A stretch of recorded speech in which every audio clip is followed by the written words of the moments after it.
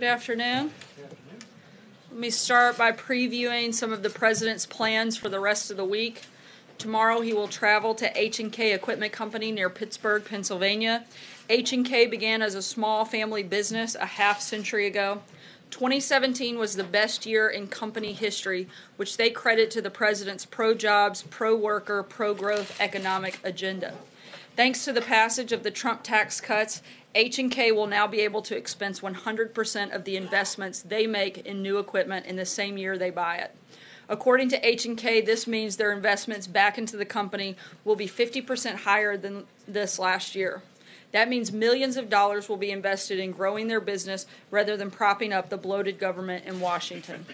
When they buy more trucks and equipment for their rental fleet, they hire more technicians to service them, buy more service vehicles to transport those techs from customer site to customer site, and buy more parts from their suppliers to keep the rental fleet running. All of this economic activity, spurred by the tax bill, will result in more jobs, higher wages, and a brighter future. The President looks forward to spending time with some of the workers who are reaping the benefits of the tax cuts and reforms, and we know this is just the beginning. On Friday, we're excited to announce that the President will become the first sitting president to address the March for Life from the White House live via satellite. This will take place from the Rose Garden. The President is committed to protecting the life of the unborn, and he is excited to be part of this historic event. Now we have a guest here with us today from the Department of Justice. Ed O'Callaghan is here to discuss the Section 11 report, which was released yesterday by the Department of Justice and the Department of Homeland Security.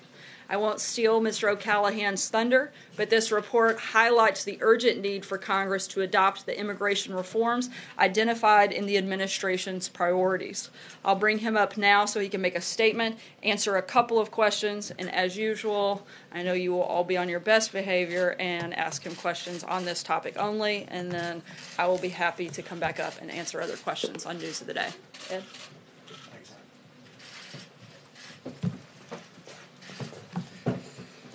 Good afternoon. My name is Ed O'Callaghan, and I am the Principal Deputy Assistant Attorney General in the Justice Department's National Security Division. In my capacity as Principal Deputy, I assist the Acting Assistant Attorney General in the supervision of the 350 dedicated investigators and prosecutors who carry out the Department's highest priority, protecting the United States from threats to our national security. I've been with the National Security Division since November of last year. Previously, from 1999 to 2008, I was an Assistant United States Attorney in the Southern District of New York.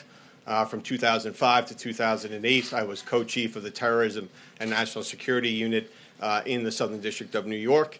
And some of the cases I worked on, of course, during that time included the investigation into the 9/11 attacks that occurred while I was an Assistant United States Attorney in the Organized Crime and Terrorism Unit of the Southern District of New York. I appreciate the opportunity to speak with you today about yesterday's release of the Department of Justice and Department of Homeland Security's Section 11 report. The report, titled after Section 11 of President Trump's Executive Order 13780, Protecting the Nation from Terrorist Entry into the United States, was a collaborative effort between the DOJ and DHS to respond to EO 13780's directive to provide information to the American people regarding the number of foreign nationals charged with or convicted of terrorism-related offenses or removed from the United States based on terrorism-related or other national security reasons. The Justice Department's National Security Division maintains a list of individuals convicted of international terrorism-related charges in U.S. federal courts between September 11, 2001 and December 31st of 2016. As indicated in the report, as of December 31st of 2016, there are 549 individuals on that list of convictions of terrorism, international terrorism-related offenses. A subsequent DHS analysis of those 549 individuals convicted of international terrorism-related offenses determined that approximately 73%, or 402 of these 549 individuals, were foreign-born. A further breakdown of the U.S. citizenship status of these individuals at the time of their respective convictions shows that 254 were not United States citizens, 148 were foreign-born naturalized and received U.S. citizenship, and 147 were U.S. citizens by birth. I'll point out that one of the cases that's highlighted in the Section 11 report refers to a defendant who we convicted in the Southern District of New York named Uzair Paracha. Mr. Paracha came into the United States, I believe, in 1980 as a family member of a legal permanent resident. Mr. Paracha was ultimately convicted of providing material support to al-Qaeda.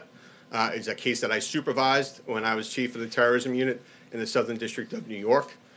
The evidence in that trial showed that Mr. Paracha attempted to assist other individuals who were affiliated with al-Qaeda to try to enter the United States based on false statements in immigration documents. And in fact, Paracha assisted and took on the persona of one of the individuals who he was attempting to try to get back into the United States to commit terrorist acts here.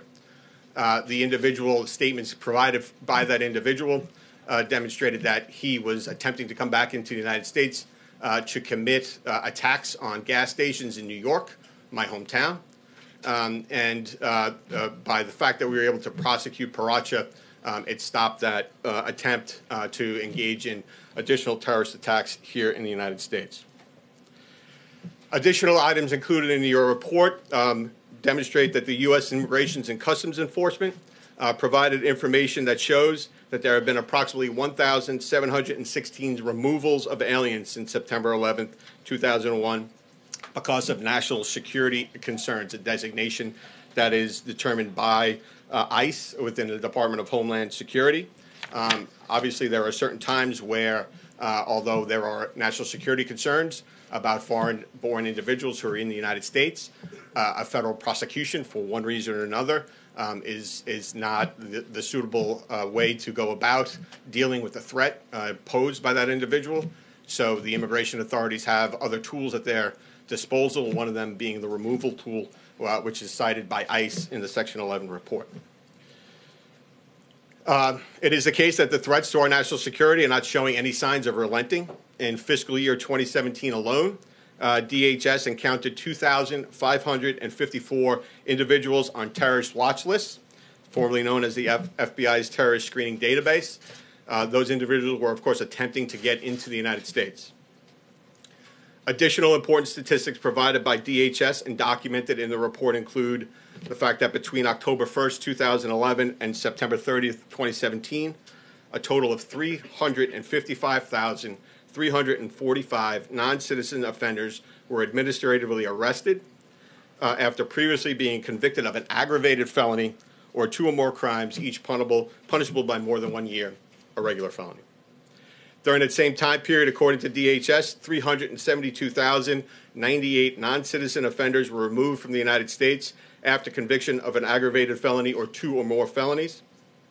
And between fiscal year 2010 and fiscal year 2017, Customs and Border Protection, CBP, identified and prevented the boarding of 73,261 foreign travelers on flights destined from the United States who may have presented an immigration or security risk. In a statement yesterday about the report, Attorney General Sessions indicated that there are currently thousands of terrorism-related investigations into thousands of people in the United States, including hundreds of people who came here as refugees. In addition, citing surveys previously commissioned by DOJ components, the report noted that there are an estimated 23 to 27 honor killings every year in the United States, and that there are an estimated approximately 500,000 women and girls in the United States at risk of undergoing the abhorrent practice of female genital mutilation. In October of last year, the Trump administration laid out a series of immigration policy objectives to ensure safe and lawful admission to the United States, defend the safety and security of our country, and protect American workers and taxpayers. There are three pillars to this immigration policy: border security, immigration enforcement, and a merit-based immigration system. From the cases I have worked on, I know that foreign terrorist organizations, transnational criminal organizations, and other individuals and entities that wish to harm the United States undoubtedly seek to exploit weaknesses in our immigration system when it benefits them in accomplishing their unlawful schemes. President Trump's immigration policy is designed to serve the interests of national security. Enhanced vetting and screening and continuing screening promote the discovery of information that would help immigration and law enforcement authorities identify foreigners who may pose national security threats to the American people. Rather than basing admission decisions on programs that lack accountability, like diversity visa lotteries and extended family chain migration, adopting a merit-based system rewards skills and qualities that include, but are not limited to, education, English language proficiency or fluency, and/or job skills. As a prosecutor tasked with protecting our nation's security, I know some of our cases have involved exploitation of vulnerabilities in our current immigration system. The Attorney General is committed to restoring law and order in our immigration system so that we can address and work to eliminate the vulnerabilities that can be exploited by those seeking to undermine our public safety. Those are my brief remarks. I'm happy to take some questions. Sir, in the middle. Thank you. Do you find it alarming that more than 25% of people convicted of international terrorism-related charges were natural-born U.S. citizens, and what is the administration doing to address that issue? So the Department of Justice's enforcement of the international terrorism laws are focused on the conduct that is found to be committed by individuals, no matter where they're born. The statistics that you have for the first time compiled in this way in response to the executive order and directives therein demonstrate that the international terrorism offenses that we have prosecuted in the National Security Division and achieved convictions on, that there's 73% of foreign-born. We're going to prosecute anyone that we can make cases against that are posing threats to the national security of the United States. The statistics that are brought before you in the Section 11 report respond directly to the directive in the executive order about international terrorism offenses, and now those are the statistics that my division, the National Security Division, keep. Sir, in the middle. Thank you. Thank you, sir. Thank Yeah, you. my question is. Okay. Thank you. You're next. Yeah. Very simply this, has there been any change in the administration's stated policy about using Guantanamo in dealing with international terrorists? No. I'm not aware of any change in the administration's stated use of the Guantanamo. The administration is committed to enforcing our terrorism laws and any law that we can against anyone who will present harm or threats to the United States. There are considerations as to how any potential case may be addressed so that any threat that is posed by any individual is neutralized. The administration and Attorney General Sessions are committed to consider all options as to how we can neutralize any threats posed by anyone that may fall into a terrorism category. So Guantanamo is still going to be around for a while, and there's no plans to close it at all? I'm not aware of any administration plans with respect to Guantanamo. I can tell you it's still around. Sir. Thank you. I'm hoping you can explain some of your logic here a little further, because you talked about the immigration system and reforming the immigration system to protect Americans in the United States. But a lot of the crimes that you're using as examples to justify changing the immigration system are crimes that were attempted crimes or would have taken place outside the United States, people wanting to travel outside the United States to fight, providing support to fighters outside the United States. And I understand there's a nexus there with U.S. forces in those regions, but if the point is to reform the immigration system to protect Americans, can you provide more information, more statistics that show doing so would have prevented people from coming in who committed more crimes inside the United States? Do you have maybe better examples that fit what you're trying to say? So a few points to that. One is this is the first iteration of this report in response to the executive order's directives, and we, in working together with DHS, certainly expect to have more statistics and address some of the issues we weren't able to address in this initial report in future iterations of this report. In terms of the cases that are reported, I mean, if you do look at the cases, some of which are included in the Section 11 report, there are certainly cases that relate to conduct that has been committed in the United States, conduct that is in support of, for instance, Al-Qaeda or ISIS. So there are plenty of examples of conduct that was actually committed in the United States, which would, in the way that we define it, qualify as an international terrorism investigation because it relates to a foreign terrorist organization or terrorism conduct. So thirdly, I would say, of course, we're trying to prevent through any way we can, and the administration, of course, supports us. We're trying to prevent terrorist attacks. And so the most successful prosecution that I've ever been involved with are ones where we actually are able to stop it at a conspiratorial stage, so that there are individuals who clearly through their conduct and their activity and what they're saying are agreeing to commit a terrorist act in furtherance of the goals of a foreign terrorist organization. But we, in conjunction with our law enforcement partners, are able to prevent it, convict them, and then they'll be included in our international terrorism offenses. Sir, I'm just trying to figure out, and maybe I'm not understanding this, how preventing people from coming in who were conspiring, for instance, to go fight in Syria would have protected people in the United States. These are international terrorism crimes, and they weren't all planning attacks in the United States. They were planning things overseas. And you want to reform the immigration system, and it seems like the focus there should be on things that people did in the United States to people in the United States. So the administration immigration or reforms focus on getting more information, enhanced screening, enhanced vetting, more information, more agents, more officers asking more questions, more prosecutors prosecuting more cases. All of that, in conjunction with all the other national security efforts by the administration, will lead to a safer United States. I firmly believe that. I know that the fact that there are individuals here in the United States that are willing to, in support of ISIS-related philosophies, engage in and talk about engaging in committing acts here in the United States that we're able to prevent, I think that makes the American people safer, and I know the Trump administration does. Sir, given that the discussion today is focused on national security, which is your area, I'd like to ask about national security as it relates to the arrest recently of that ex-CIA agent, Mr. Lee. Can you talk about the significance of that arrest and why action was not taken against him sooner?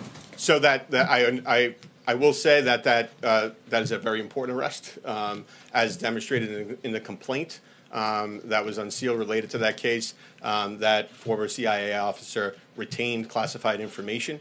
As that case proceeds through the courts, I would expect that more information about the conduct that underlies those charges in the complaint will come out. But as of now, that case was investigated before I came to the National Security Division. It's an important case. It goes to illegal retention of classified information, and so he's going to be prosecuted to the full extent of the law. We'll take one more question. So we do one more on the report. Sure. Last point. Yesterday, when the report was released, the White House put out a fact sheet that said it found that approximately 3 out of 4 individuals convicted of international terrorism-related charges in the time period studied are foreign-born individuals who entered the United States through our immigration system. My understanding was that those numbers that you cited to us included people who had been extradited here to face trial, which is to say they didn't enter through our immigration system. So my question is that correct? And if so, how many of the 3/4 were actually immigrants? So the data that is included focuses on foreign-born individuals who were, well, it's all the international terrorism offenses. And just so you're clear, the international terrorism offenses is something that is categorized by the National Security Division based on specific provisions of the United States Attorney's Manual. I won't get into too many details, but there are 2 categories of offenses. Category 1 offenses that list sections of the Federal Criminal Code that are in and of themselves labeled international terrorism offenses. Then there are Category 2 offenses that are not that do not qualify as Category 1 offenses, but those offenses are committed and individuals are convicted of those offenses like false statements or obstruction of justice that are committed in the course of an international terrorism investigation. And so those are the ones that are reported in the 549, some of which include foreign-born, some of which include foreign-born but naturalized U.S. citizens, and some that include U.S. citizens. There is, undoubtedly, because I've been involved in a lot of the cases, a certain number of those foreign-born individuals who have been brought into the United States by extradition or otherwise to face charges. But the underlying important fact about those cases is that we were able to prove that those individuals committed terrorism offenses against the United States and are now serving either life sentences or very long sentences that will neutralize their threat to the United States going forward, because we were able to convict them under an international terrorism statute here in the United States. Thank you all. Thank you, Mr. O'Callaghan. We'll save time and we'll jump straight into questions today. Sagar, go ahead. Great. Sarah, there have been some suggestions in the media today that the president does in fact suffer from heart disease, that his weight is larger than was indicated yesterday. Does the White House stand by Dr. Jackson's report? Absolutely. Dr. Jackson has been a White House physician for the last 12 years, trusted by Presidents Bush, President Obama, and now President Trump. He is the only doctor that has weighed in on this matter, that has actually examined the president. And so I think a doctor that has spent the amount of time with the president, as Dr. Jackson has, is not only the most qualified, but the only credible source when it comes to diagnosing any health concerns. And we support what he said yesterday 100%, that the president is in excellent health.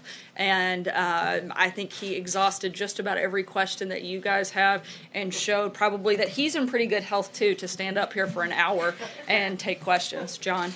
Not too long ago, Senator Jeff Flake of Arizona took the Senate floor to again denounce the president, this time likening him to Stalin in his approach toward the media, saying that he's inspired dictators the world over. This is of a pair with a statement from Senator John McCain, saying that the president should stop attacking the press. At some point today, you're supposed to give out fake news awards. What do you think of what Senators Flake and McCain have said, and what's up with the awards? In response to Senator Flake specifically, I found it quite interesting that he is coming out to attack this president, considering he's one that was recently defending an actually oppressive regime. He went to Cuba a few weeks ago and served as a mouthpiece for the oppressive Cuban government. He's not criticizing the president because he's against oppression. He's criticizing the president because he has terrible poll numbers. And he is, I think, looking for some attention. I think it's unfortunate. And certainly, I think our position here at the White House is that we welcome access to the media every day. I'm standing right here taking questions. The president does so regularly, and to act as if we're anything but open to that back and forth exchange is utterly ridiculous. What about following on what Senator McCain said and then the awards today? I haven't had a chance to read all of what Senator McCain said. And the awards? We'll keep you guys posted. It'll be something later today. Margaret. We'll be looking for that. Sarah, I know you're all waiting to see if you are big winners, I'm sure. Indeed. There's been frustration from both Republicans and Democrats who were in the room yesterday with Steve Bannon when he was being asked about some of the claims that he's made about this administration and the president's family. But specifically, some of the criticism has been aimed at the White House because of guidance that has supposedly been given as to what can and cannot be said, specific topics that are off limit, and the scope of executive privilege. Without getting into the details of that, can you at least define for us what the White House is telling attorneys falls into the scope of executive privilege here. Yeah, I can tell you that this White House is following the same practice that many White Houses before us that have gone back decades, that there is a process that you go through. Anytime you have congressional inquiries touching upon White House, the Congress should consult with the White House prior to obtaining confidential material. This is part of a judicial recognized process. We want to follow through that. We've been fully cooperative with the ongoing investigations, and we're going to continue to do so. And we encourage the committees to work with us to find the appropriate accommodation in order to ensure Congress obtains all the information that they're looking for. But there's a process this works through, and it's not just isolated to this instance. Executive privilege is something that goes back decades because it's something that needs to be protected, whether it's during this administration or 20 years from now. We want to make sure we follow the process and the precedent, and that's all that's taking place here. Allegations that the scope of that executive privilege, not just the time in the administration, but time after and time during the transition, is broader than it has been in past administrations. I can't speak to the accurate? details of that. I can simply talk about the process and that we're following the same process and past practice of previous administrations. And are there alternative categories that the White House? Again, I can't get into the details. I can only discuss the process. Ashley. Thank you. Following on that question, there's a news report out today that Steve Bannon's attorney was relaying the questions he was asked by the Senate Intel Committee in real time to the White House. And so my questions are, who was he relaying the questions to? Is that something the White House specifically asked his attorney to do? And if so, why did the White House think that was a necessary step in handling Bannon's testimony? That's the same process that is typically followed. Sometimes they actually have a White House attorney present in the room. This time it was something that was relayed via phone, and again was following standard procedure for an instance like this, and something that will likely happen again on any other number of occasions, not just within this administration, but future administrations. Jordan. Thanks, Sarah. The House Republican leadership is proposing a funding bill that would provide the government funding through February 16th and reauthorize CHIP for 6 years. Is that a proposal that the White House supports? We do support the short-term CR. However, that's not our first choice. We'd still like to see a clean funding bill, a 2-year budget deal, but we do support the short-term CR, but we're going to continue moving forward in that process. Ken. Sarah, does the president think it's acceptable for Republicans or Democrats to allow a government shutdown at the end of the week? And you have obviously different options here, but does he think it's acceptable for a shutdown to occur? The president certainly doesn't want to shut down, and if one happens, I think you only have one place to look, and that's to the Democrats, who are holding our military and our national security hostage by trying to push through other policies that have nothing to do with the budget. We would like to, again, get a budget deal done, a 2-year budget deal, a clean budget deal, and then focus on negotiations following that deal with finding a permanent solution to DACA and responsible immigration reform. We've said that many times before. Our position has not changed. Republicans control Congress. They control the White House. Take 60 votes, and Republicans don't have 60 votes. So Democrats either need to decide that they're going to come here to do their jobs, and they're going to govern, and they're going to put our national security ahead of their own personal political agendas, or they're not. It's really simple, and that's a decision you're going to have to ask the Democrats. What's more important, national security or political agendas? I can't answer that for you. Cecilia? You just said that the president certainly doesn't want a shutdown. Last year he tweeted that a shutdown would be a good thing. So what caused his views to He said it'd be good politics. Good shutdown. Yeah. Look, that's never been a preference of this administration. It wasn't then, it isn't now. And again, if that does happen, the blame, the fault will all lie at one place because we would like to see a budget deal happen. John? Sarah? Yeah. Thank you, Sarah. In an interview last Friday with Newsmax Television, the ambassador of Pakistan, Ambassador Chowdhury, commented on the president's decision to roll back most of the aid for security assistance to the Islamabad government. And he said Pakistan does not want aid, but more importantly, and I quote, Pakistan wants respect, and Pakistan wants recognition of our work and our contribution and our sacrifices. regarding the president's comment that Pakistan has responded to the aid with, quote, lies and deceit, he simply said, "We won't dwell on that part because it's not beneficial to either party." Your response to Ambassador Chaudhry? Look, our position is firm that we believe that withdrawing that aid is important, and I would refer you to the State Department on anything beyond that. Stand by the lies and deceit comment that the president made. Yes. Thanks, sir. Two questions here. I just want to follow up on a couple of my colleagues' questions here on negotiations, but on the first point about Steve Bannon. Understood your points about process and how this all works. But sort of broadly, is the White House afraid of what Steve Bannon might say in these interviews? Not that I'm aware of. I think we've been pretty clear what our position is in regards to this entire process, that there was absolutely no collusion.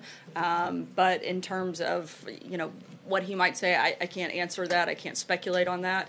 I can simply tell you that we're following the procedure, whether it was in this committee or any other committee down the road.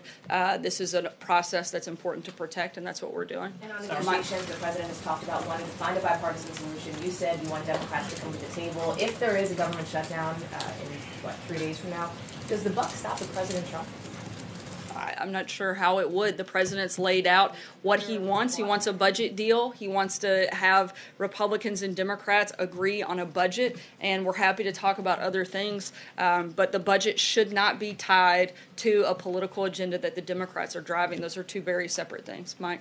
There's some legal experts are suggesting that the subpoena for Bannon shows this investigation is becoming more aggressive instead of winding down. So a couple questions. Is the president prepared for this investigation to last into the months to come?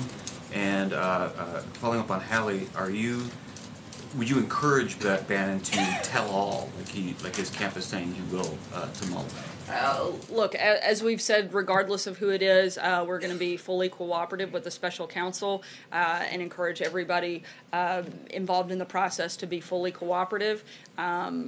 The first part of your question is, are we prepared? I think we've been dealing with this hoax for the better part of a year. If we have to endure the ridiculous's for another month, we can certainly handle it.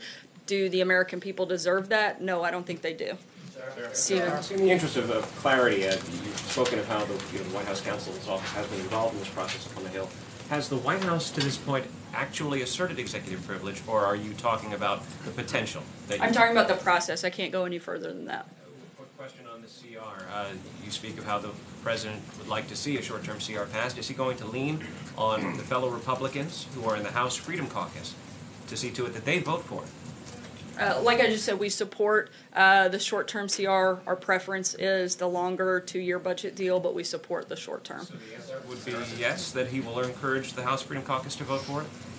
Yes, like I said, we support the short term and think it is certainly better than not having that and having a government shutdown as the alternative. But again, our preference would be a longer term deal. Blake? Sarah, when you look at the calendar then, January 17th, the budget deal potentially that goes to February 16th, the DACA expiration is up March 5th. Does the president want to see a DACA deal get struck before the next CR would end, or is he willing to potentially take this up to the deadline in early March? Look, I think what we'd like to see happen is let's make a budget deal by Friday, and then let's come back to work aggressively on Monday and make a deal on DACA and responsible immigration reform.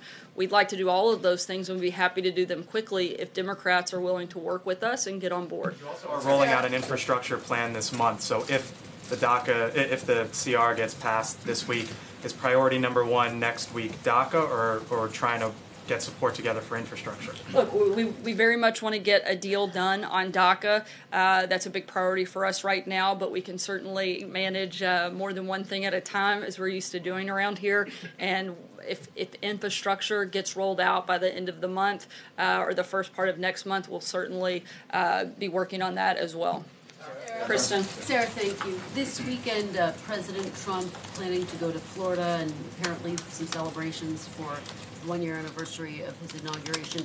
Is that appropriate if there is, in fact, a government shutdown, or would he consider changing his plans? Again, we hope that Republicans and Democrats will come together and that we'll have a budget deal. We still are focused on that being our top priority. If that doesn't happen and there's a schedule change, we'll certainly let you guys know. How does he see his role, Sarah, in getting the ball over the finish line? I know you're pointing the finger at Democrats, but bottom line, he's the president. So how does he plan to make sure this government stays open?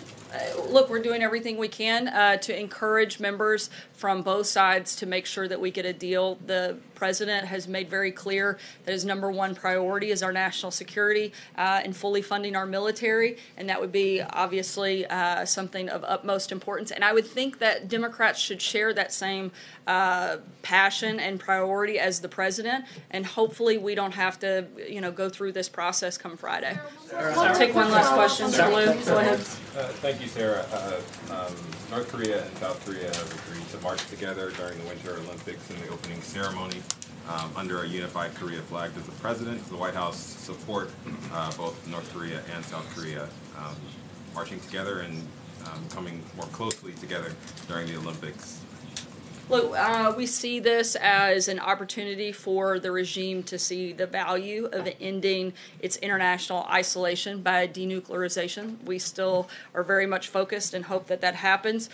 This isn't the first time that the two countries have marched together, and we hope that this experience gives North Korea and its athletes a small taste of freedom, and that rubs off and is something that spreads and impacts in these negotiations and in these conversations. Thanks, guys.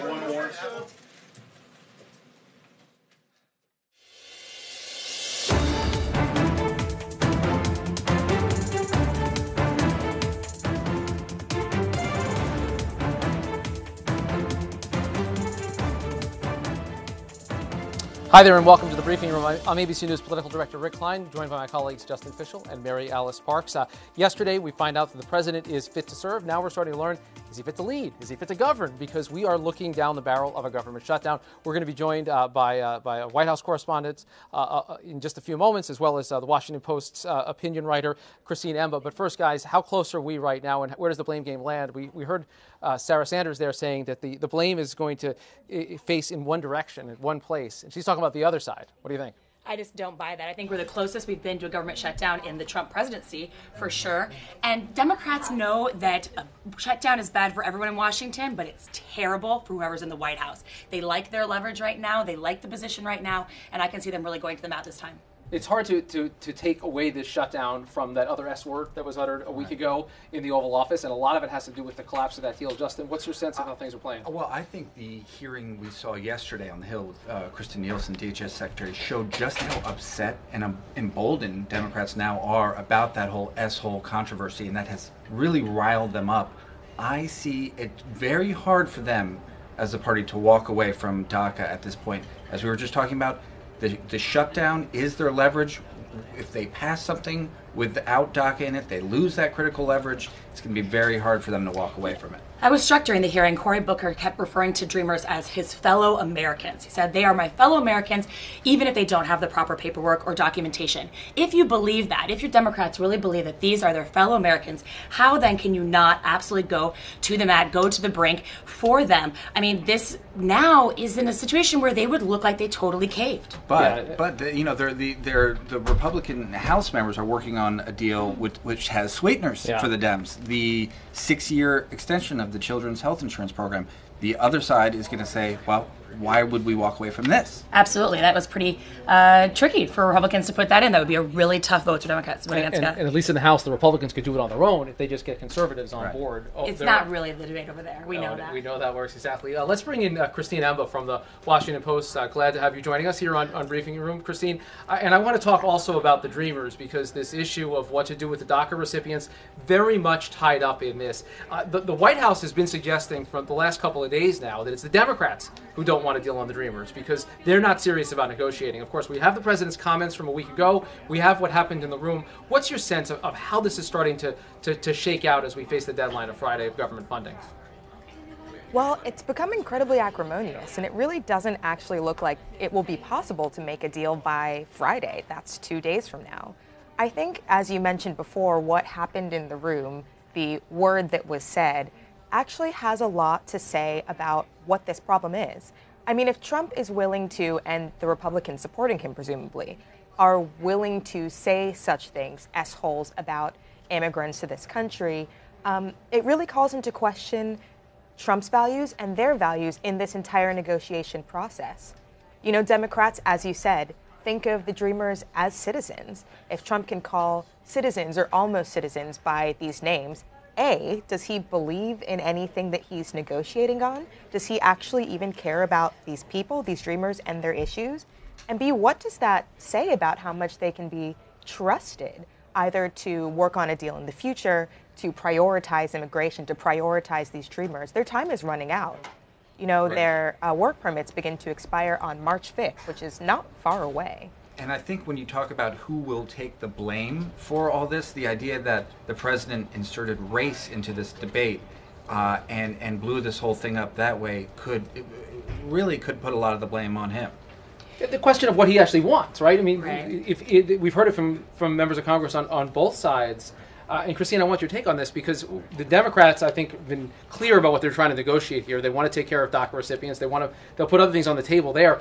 I don't know that anyone is clear on what President Trump actually wants. And we've heard members of Congress publicly and privately say, we want to know what you want. At one point last week, he said, I'll sign whatever you come up with. There was a bipartisan deal out there. This is at least the second time in his presidency that he's rejected that bipartisan deal on DACA. It seems like a lot of where the president lands depends on the last person in his ear.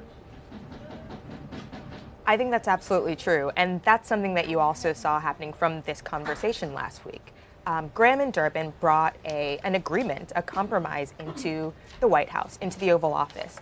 They had indications from the president, apparently just hours before, that he would be willing to look at and sign this compromise, something that did include Dreamer provisions and also included tidbits for border security. But then apparently something happened in those 2 hours, and now they have no idea where the president is. In fact, he seems to be on a completely different side. And I think this just makes it very difficult to negotiate, period, when you don't know what anybody wants or who is influencing what. And I don't think that you can blame the Democrats for that insecurity. Yeah, it's absolute negotiating whiplash. We're going to get our White House correspondent, Cecilia Vega, into the conversation right now. Cecilia, what do you make of the back and forth of this, and how much can you tie the fact that we're now staring down the barrel of a government shutdown to that episode in the Oval Office a week ago Thursday? I mean, I think it's directly connected. I don't know that it's entirely connected, but it's certainly part of it. You've got both sides definitely sticking their heels in on this one. Look, I was really struck by one of the questions that was asked directly of Sarah Sanders. Does the buck stop with the president? This is a president who wants credit for literally everything, including whether there were fewer airplane crashes last year under his tenure in this White House. But when it comes to the shutdown, he will have absolutely no responsibility for it. He does not want his fingers on this one. And really, they couldn't give any clear guidance in here today in this briefing as to how much the president would even be involved and this administration would even be involved into these down-to-the-wire last-minute conversations that are happening. His Chief of Staff, John Kelly, as I'm sure you guys have been talking about, was down on Capitol Hill today. There certainly is involvement happening, but the president, the White House is not laying out exactly what the president is doing, and really they're saying what we're hearing behind the scenes is they're telling members on the Hill, you've got to get this done.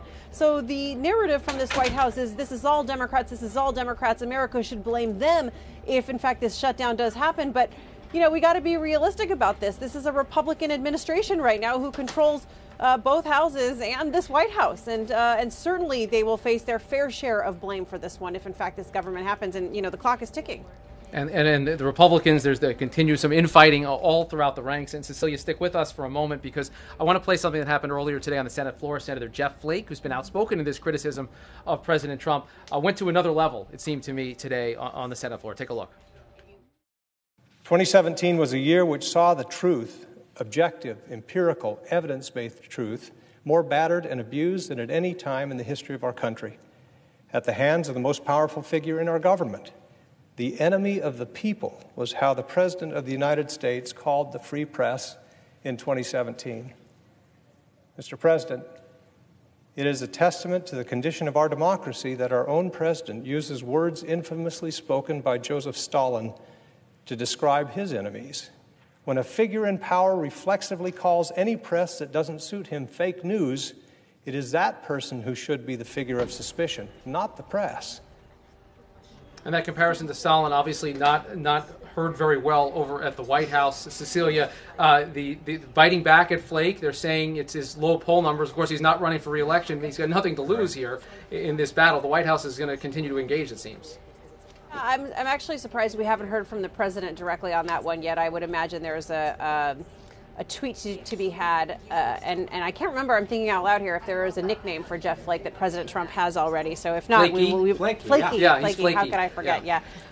We'll probably hear that Don't soon. flake out on us, Cecilia. Hey, that's good. This is an arch rivalry right now between these two, despite the fact that they are in the same party. So this is not going away anytime soon.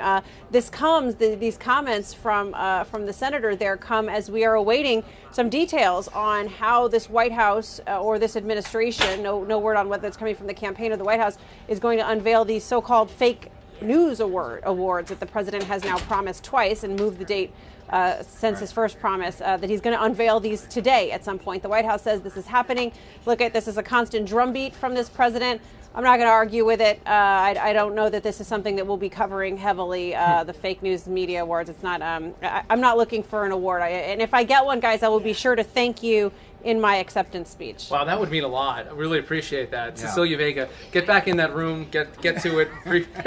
She's got it Practice down. your speech. She's got it down. Thank you, Cecilia. Appreciate it. One of the things that was so interesting about these fake news awards, I mean, it's hard for us not to focus on this, right? Yeah. I mean, is that ethics lawyers have been warning the White House staffers that, hey, look, the president might be able to get involved in picking one private industry over another, but you might not be able to as staffers. Yeah. So you should be very careful about how you involve yourself in whatever this may be. And so they've been, since that report came out, from ethics lawyer directly, they've been kind of quiet. And we had this moment just about a month ago where we had incredible Republican unity. They came together to pass a big sweeping piece of legislation, and a lot of this infighting seemed to sort of be totally tempered down. And now, less than 1 month back from the holidays, you have a remarkable day with these statesmen like Jeff Flake and John McCain both coming out today and accusing the Republican president of dangerous behavior and essentially engaging in demagoguery. Once again, we see basically a three-party system. We have Trump Republicans, other Republicans, and Democrats, and that long ago moment of unity seems far away. And Christine Emba over at the Washington Post, what do you read into what we presume to be the insistence that this White House is going to award these fake news trophies? The president has been milking this, as Justin said. He changed the date once. He said it today. We still don't know as of 2 p.m. Here in Washington what's going on today with the schedule. They're actually going to happen. But what kind of mileage are they expecting an event? What kind of mileage are they getting? Little awards? Maybe that would be fake news to report that. Christine, what's your sense of how the White House is playing this? Yeah, I mean, it really doesn't seem like even they are sure what's going on. Just in the briefing right now, I think Sarah Sanders said that she wasn't sure what the awards were going to look like or when they were happening or even if they were happening. But it's not getting a lot of traction here at the Washington Post, I can tell you that. I do think that it's really interesting and a bit worrying to kind of focus in and think about how the president is using the phrase fake news and how it's kind of spiraled out of his control almost. And Jeff Flake talked about it on the floor, and John McCain actually published an op-ed in the Washington Post about it today. In the briefing, Sarah Sanders said that the president was open to back and forth with journalists, that there were journalists in the press briefing room right now. But that's not what we want as journalists from the president. We don't want sort of back and forth and like pretending that some news is fake and some news is real. We want the truth, and we want to be able to ask the president important questions. And that's what it takes to run a country and to have real information that citizens need. And but I think it's also America's supposed to be sort of a city on a hill, right? And you see a ripple effect. Dictators are using the phrase fake news so that they can clamp down on journalists in their own countries. We're not really setting the example that we should be setting, and it's coming straight from the president. Yeah, and I think fake news has changed a lot over time. It was kind of an easy dodge to rebut something you didn't like, and it's become weaponized by this White House, by this president. And that was McCain's point. The world is watching. They are taking their cues from how we do things. Right. And they're watching the president. And yesterday we saw members of his own cabinet being accused of sitting silent and contributing to zero engagement with the press and zero engagement with lawmakers who are asking straightforward questions. So let's move on to the news on the Russia front. Steve Bannon was on Capitol Hill yesterday. We're now expecting to see him maybe again on the Hill, but also, intriguingly, talking to Mueller and his investigators. What are we learning, Justin, about, is it possible that he's got a different story to tell to Mueller and to that team than he did to the Hill? Well, it sounds very much like he's going to be talking about a lot more subject matter than he was on the Hill. Apparently he was on the Hill. He was there for 10 hours, but he wouldn't talk about anything during the administration or during the transition. So only talking about campaign stuff. So that left out a big chunk. So he'll probably cover that with Mueller. Look, he used executive privilege to not answer these questions. The House is going to try to bring him back by subpoena and fight that. Yeah, I mean, the response from both Democrats and Republicans, at least on the House side, was pretty swift. They were not buying this argument of executive privilege. They've had witnesses try to claim that before, and they think it's unjust and that they don't have enough legs to stand on there. I was pretty surprised how quickly lawmakers came out of that room and said that they subpoenaed him. It's much harder to ignore a subpoena, so it'll be really interesting to see how quickly this escalates. And under so-called normal circumstances, a White House might be worried about an ex-staffer who might have an axe to grind with some people on the inside. Despite leaving aside what he said in Michael Wolff's book about Don Trump Jr. and others, clearly there's no love lost between him and a lot of people that are still working at that White House every day. But Bannon's people, at least in our reporting, people we've talked to, they don't seem to suggest he's about to go off the reservation. No, though that phrase is terrible, but I think that they are clearly worried about how they can play this with other White House insiders, right? They're worried about what comes next. Who's after Steve Bannon? Who's next to be pulled in front of the Hill investigators and the Mueller investigators? Can they claim executive privilege? It feels a little bit like they're testing the waters. You saw Sarah Sanders there saying that there's been decades of precedent with White House staff claiming executive privilege, but there's also been decades of that being tried in court and not going so well for the White House. Yeah, legal fights all around. All right, guys, final thoughts before we close things out. Christine Emba, what'd you learn today in watching the briefing and in watching things develop today? I learned that there's a lot of confusion emanating from the White House, enough that Sarah Sanders herself can't really tell us whether the president has an event planned later today or whether he has an idea about what he wants to do with DACA and the Dreamers. They don't want a shutdown. They know it'll look bad, but it's not clear that they have any plan other than trying to blame the Democrats for it. Justin I Fischel? completely agree. The president is geared up for that blame game, and he's ready to go. And to that point, not knowing what they want. Apparently, yesterday he inserted he wanted the original deal was $1.3 billion for the wall. The president now wants $20 billion in 1 year, and no mention of the Mexicans paying for it. That's what I learned. Still waiting on that. Mary Alice, what did you learn? I mean, I was just struck. I totally agree by the lack of any answer for how a shutdown is averted at this point. I mean, starting the blame game 2 days in advance looks like you're planning for a shutdown. She wouldn't say it that way, obviously, but there was no talk of how pieces were going to move. And it seems to me like they're preparing for the blame game. They're also preparing potentially to be blaming Congress, because they did throw it to Congress, not just Democrats, easy. Congress. But I think that's an important piece of political positioning here. It's not just to say, oh, look, the Democrats wouldn't come to the table. It's to say, we said to bipartisan, bicameral leaders get something done, they couldn't get it done. We were always looking for those fissures between the president and his allies on Capitol Hill, sometimes allies on Capitol Hill. All right, that does it for today. Be sure to follow us online and download the ABC News app. Our thanks to Christine Emba for joining us here on the Briefing Room. We will be back with you next time that we see a briefing here at the White House. Thanks for joining here on the Briefing Room.